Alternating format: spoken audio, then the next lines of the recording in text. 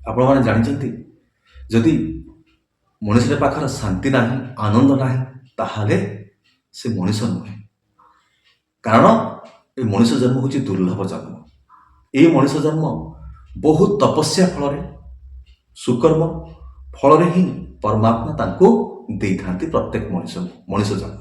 କାହିଁକି ନା ଯେ ସେ ପରମାତ୍ମାଙ୍କୁ ବିଶ୍ୱାସ କରିବ ଏବଂ ପରମାତ୍ମାଙ୍କର ଜୟଗାନ କରିବ ଏବଂ ପରମାତ୍ମାଙ୍କୁ ଜୟଗାନ କରିବା ସହିତ ନିଜେ ଆନନ୍ଦରେ ରହିବ।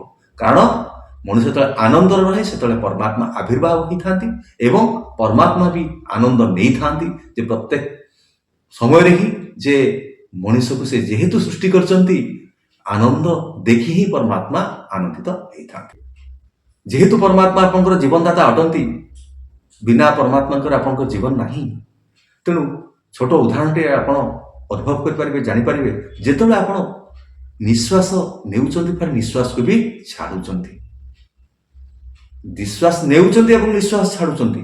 ଦେଖନ୍ତୁ ଆପଣ ଏ ପରମାତ୍ମାଙ୍କର ସୃଷ୍ଟି, ଯାହା ନେଉଛନ୍ତି ଫେର ଛାଡ଼ୁଛନ୍ତି।